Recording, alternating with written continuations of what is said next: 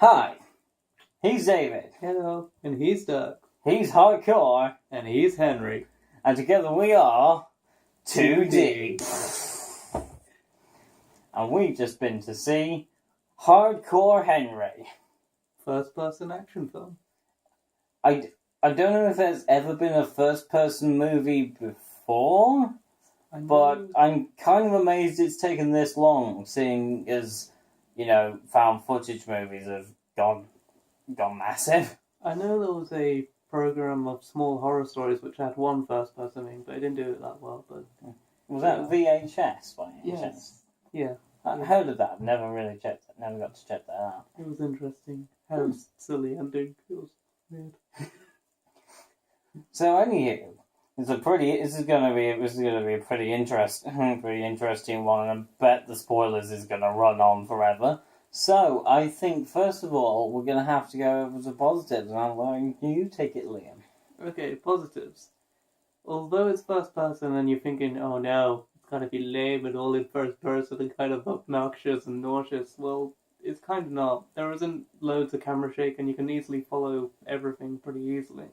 Yeah, I was actually worried that it was going to be camera shake all over the place. Like, I was prepared for the worst. I was prepared for full-on nausea.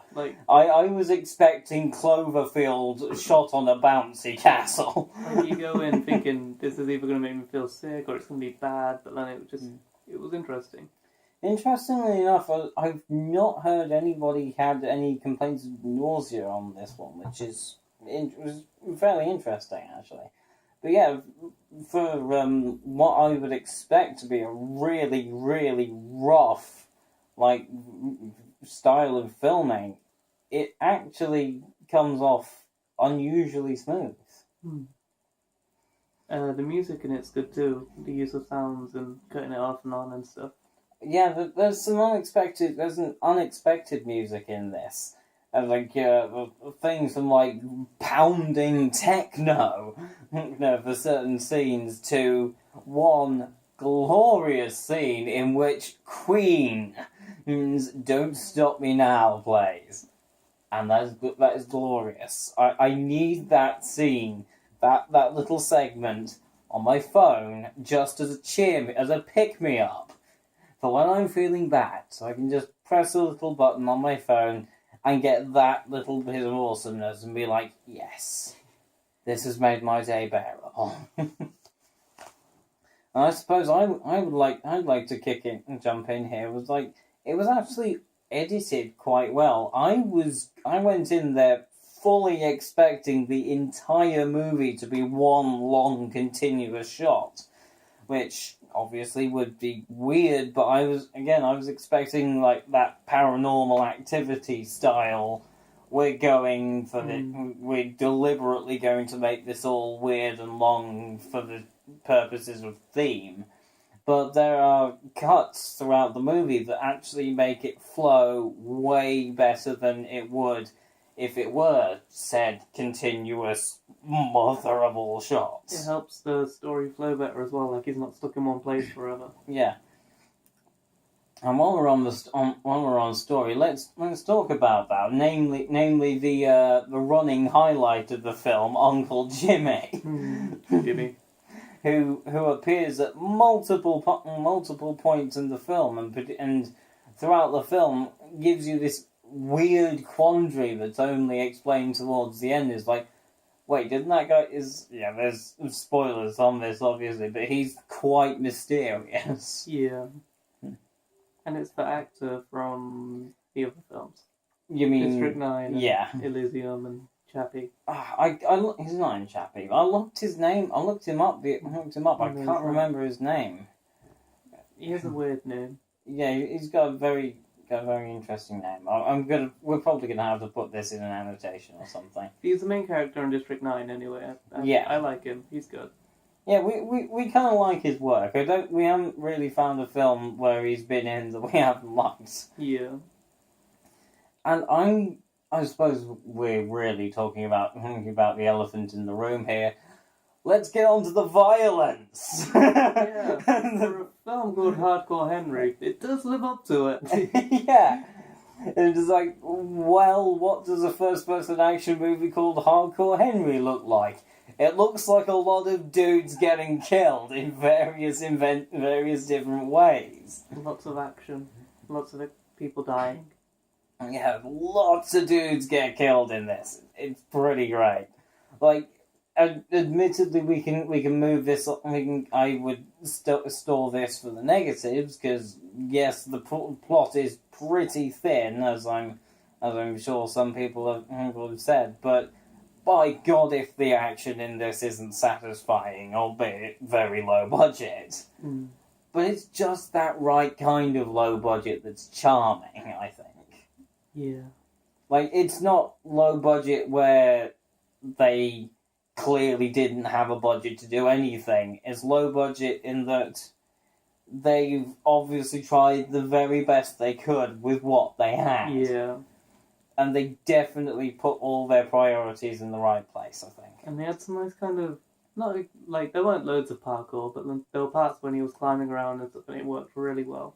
Yeah, there was some really cool parkour bits in this, and those were a highlight, I think. Yeah. But like experiencing this weird first-person parkour stuff, it was really cool because you sort of felt the movement. You were like, ugh, and sort of anticipating it. And at multiple times, I actually ended up reaching out or going to reach out and then stopping myself. And there's this nice chase scene, and you just feel like, I'm gonna catch this bad guy. Like you really want him to get him, kind of thing. It's like it's nice. This film does successfully blur the line at some parts between feeling like you're watching somebody else's first-person view and actually making you feel like you're there. Yeah, definitely. Yeah.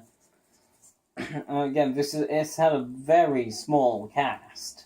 It really had, yeah. Yeah, but said small cast was actually pretty well used. I don't think nobody dropped the ball in this. Mm. Ooh, and it was a gorgeous title sequence. Yeah, it was an interesting title sequence. You're like, it was gorgeous. I'm like, it was interesting. It was fantastic. It was nice to have a title sequence, to be fair. Yeah, I was not expecting there to be a title sequence. I was expecting, like, a title card at the end, maybe. Yeah. No, there's, like, a full Bond-style title sequence in this with, like, artsy slow-mo of shotguns being like, cocked and things. It's nice. Yeah. I like a good title sequence like that. I wouldn't say the bad guy I liked, but that's fair enough. More of a spoilery thing. But you can definitely say that you like the villain in this. Yeah, every good film needs a good, every film that has a villain has to be good for the film to work. And I quite like this villain. Cool. That is a valid point. And so I think I'll have to take it on to the negatives. Negative Nancy, you. Oh yes, me sitting here being negative. As I mentioned earlier, this film is quite low budget. There are multiple parts in this film where it's pretty clear that smoke and gun muzzle flare and things like that have been added in post-production. And it does get distracting. There is, in fact, one point in the movie where the special effects budget the special effects just get so crowded until it basically looks like a Doom was. Yeah, it looks like instead of watching a movie you're playing Doom. It gets that bad at one point. But again, these never really jolted me out of it. It was like, haha, that's dumb. If anything, it's just although it's negative, it is kind of humorous, and you just kind of go, well, that's fine. Yeah, you can tell they had a very small budget, and instead of putting it all on the special effects, they said, let's choreograph the hell out of this. We need this, that, and the other. Yeah. They put their money in the right places, certainly. Yeah, that's the thing. The special effects on this get pretty ropey at times. Yeah. You got another spoiler? Another negative lane? Negative. Negative. Negative, negative, negative, negative. No. Trying to think of one, but it's kind of just, I really enjoyed this film. Yeah. Another like really mild negative on this one is that as I mentioned earlier, and I'm pretty sure plenty of other people have commented, the plot on this one is rather threadbare, and yeah, that does seem a little distracting. I was certainly expecting there to be some amount more plot. But that said, what we were given was something entirely different. Mm. Like, I was expecting there to be a period of about 30 to 40 minutes in this film where it all just slows the hell down. Yeah. And there's like a big, long, tense, talky bit. That doesn't happen. It's very much action. 5 minutes to slow down. Action. Yeah, it gives you some breathing time, but you're never more than 5 minutes away from carnage. Whereas some people may find that wearing. In fact, you mentioned there was an action movie you watched where it was pretty much carnage all the way through, and you found that to be Ultraviolet's the name of the film. It was just, it pretty much starts with fighting and it doesn't stop, and it just, I don't know, it felt really weird to watch. Yeah. It didn't work so well. Yeah, but this, again, there is lots of violence and action in this, but for some reason it works. Yeah. I don't know whether it's just because it's a first-person action movie and therefore we're just giving it leniency because nobody's ever tried a first-person action movie before, but... I guess it's just because, although it was constant action, it felt right, because you felt like you're in the character's shoes for a lot of the time. It was just like, oh man, I need to go. Oh man, this is gonna happen and stuff. And it was kind of cool. Oh no! Oh god! And we're back. Sorry, I just realised natural light was failing us. We wouldn't be able to shoot the Revenant.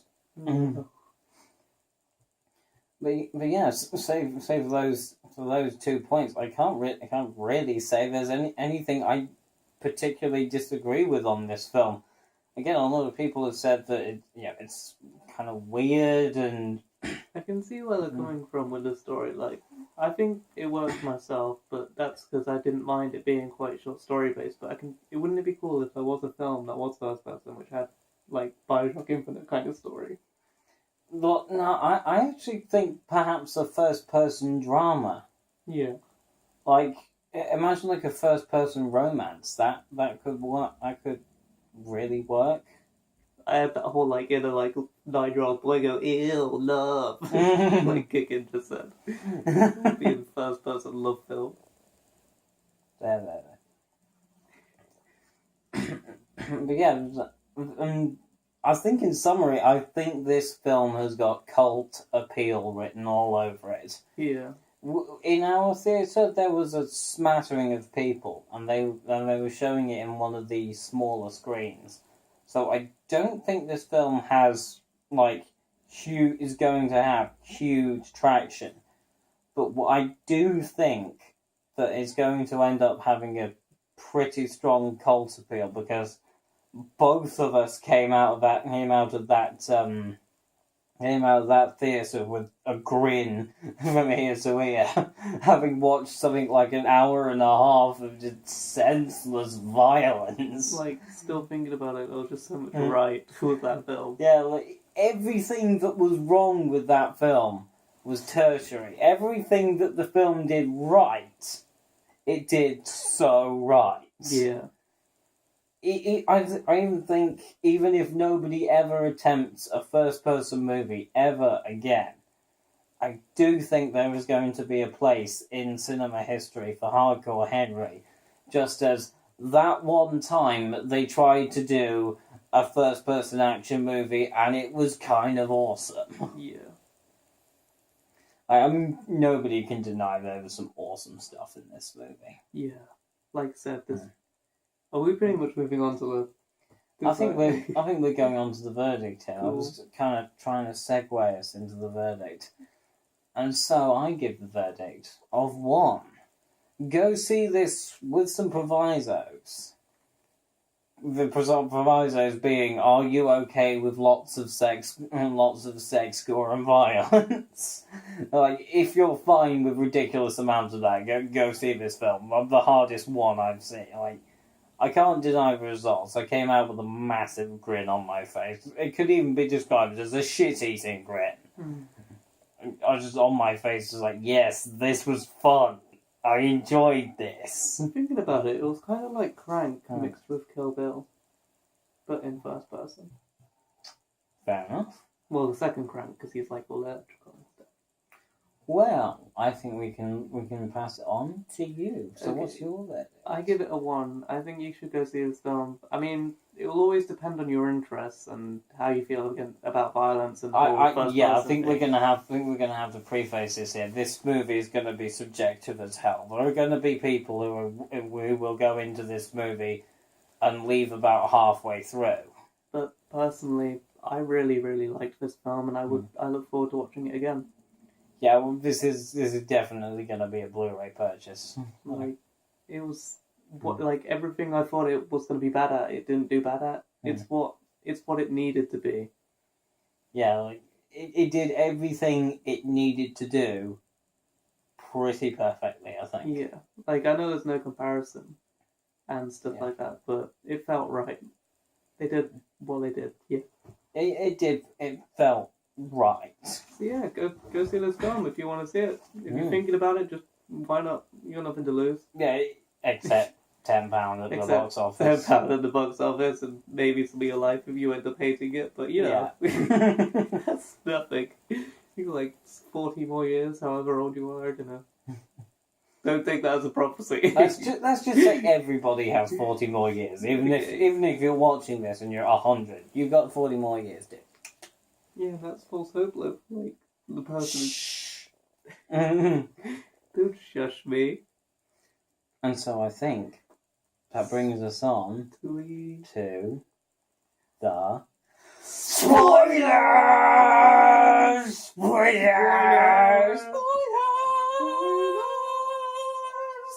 Tonight I'm gonna spoil a film on the internet. I'm gonna burn up YouTube.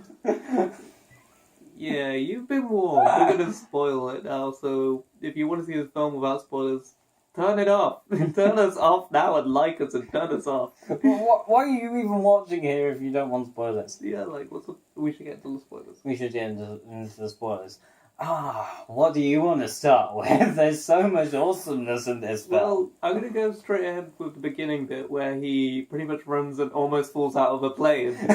That was good. Like, it's a first person, so you're already like, wow, I'm this kind of character dude. And he literally runs, opens the door, and it's like, I'm banging up the door now. I'm in a plane. And you're just like, nope, the door will fall. I ain't got time for that. Yeah, I felt my butt clench at that moment. You could just hear this woman go, Henry, no! And then he opens the door, it's like, wah! This is abyss! We're miles up! He has no voice, but if he could have shouted and screamed, he would have. Yeah. Nope. Yeah, and he had like robotic arms and like, it was kind of mechie because, I don't know, reasons that aren't explained, but you know. I mean, it is explained why he's mechie. Well, how, not wow. How does he become mechie? It's explained that he's obviously been involved in some kind of accident and that he was used as... the accident doesn't matter. It does. He's missing a leg and an arm, and apparently his head was like indented. I'm guessing it was a pretty hardcore... I'm guessing he just decided to play chicken with a train or something. Or just decided, like, hand grenades are a good thing to juggle. Oh man, the bad guy is really cool too. He's like this weird... Yeah, dude. He's kind of like lanky albino Magneto. Yeah.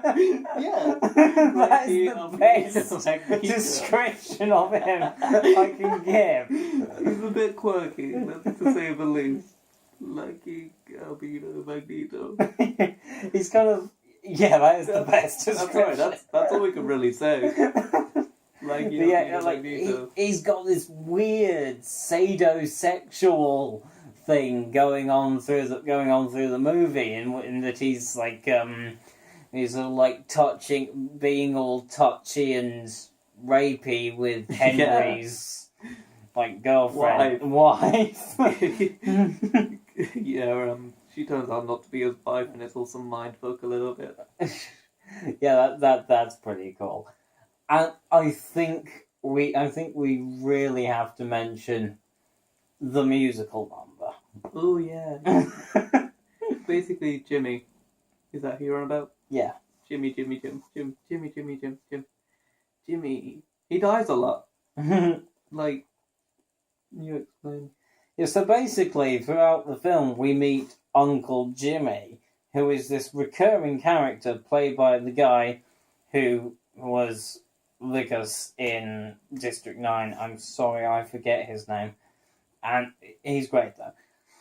And he pops up at multiple different parts in the movie as, like, different kind of shady characters. Basically, like, the same guy, different personality. Yeah.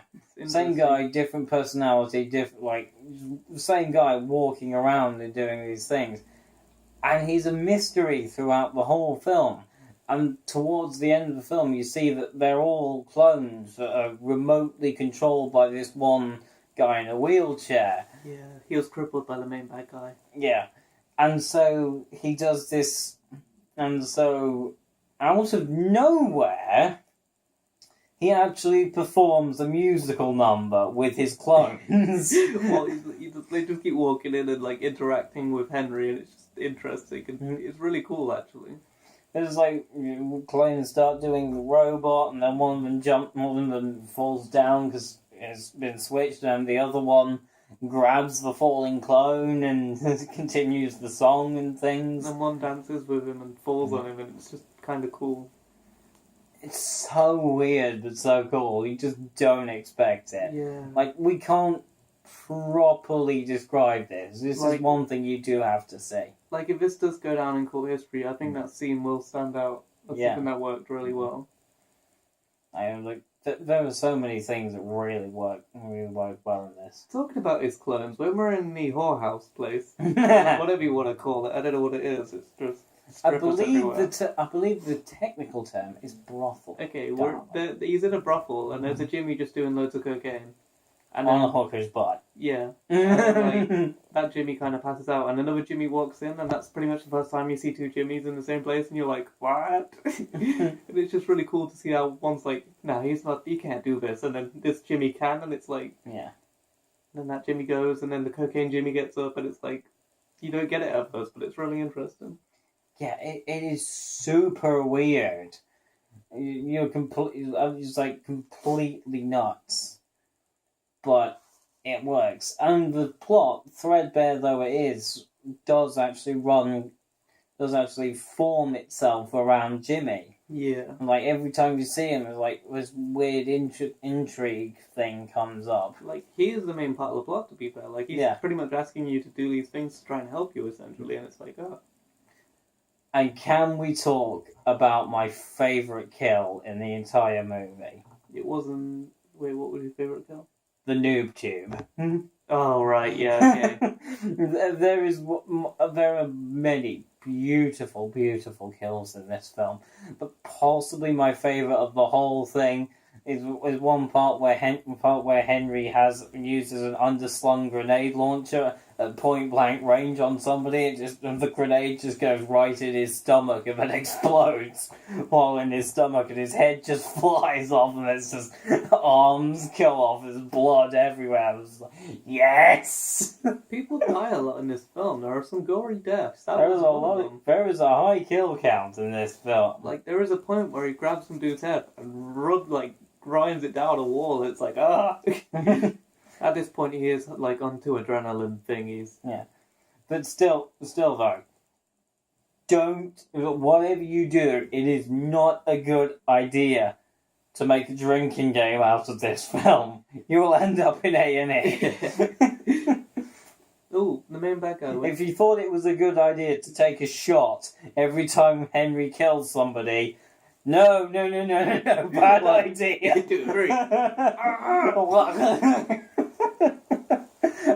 At some point, you're just going to end up saying sod it and go, just take an entire bottle of vodka and go, yeah. The main bad guy, for some reason, when he uses his powers as well, he kind of bleeds. That's interesting. I'm guessing there's some kind of physical exertion on his end. Yeah. Like, if you're trying to stop a loss of force, and the only thing stopping all that force is you, even if you're amplified, there's still an equal and opposite reaction on you. There's got to be some kind of trade-off there. Yeah, it's just... I found it quite interesting. Oh, when he tries to ride a horse, it doesn't work. Oh, that's great. There's one bit like getting on towards like the middle to getting on towards the end of the film, in which he has to get to a place which is basically the Ukraine map from Call of Duty Modern Warfare, and he finds a horse. And of course, as he goes there, and he gets onto the horse, and the theme from the Magnificent Seven plays, and then he falls off the horse, and the horse runs off. And he has to walk, basically. This is a great little moment. Ooh, and how he kills the main bad guy. I think we'll leave that. Oh, no, it's... okay. I think we'll leave that as a special surprise for our viewers. We're not going to ultra spoil that. Sorry, if you want to know how the main bad guy dies, you have to go see it, because it is beautiful. Yeah, it is beautiful, and I actually don't want to spoil that for you, because it's beautiful. And there are parts when he's falling and stuff. You like go up for him, because reasons when you fall. And I suppose this is an aside, but I don't think this is going to be up. This is definitely not going to be number one. I don't know what is going to be number one on the list of best films 2016, but I reckon Hardcore Henry is going to be somewhere on our top 10 this year. I'm calling it, because we had such a blast with this, didn't we? Yeah, I remember coming out and just feeling great. It was right. It felt so right. It was gory like Hateful Eight. It was cranky and reminded me of Kill Bill, and it was nice. It was just so good. And with that, I think we're done. You done? I'm done. Cool. Duty out. Duty out.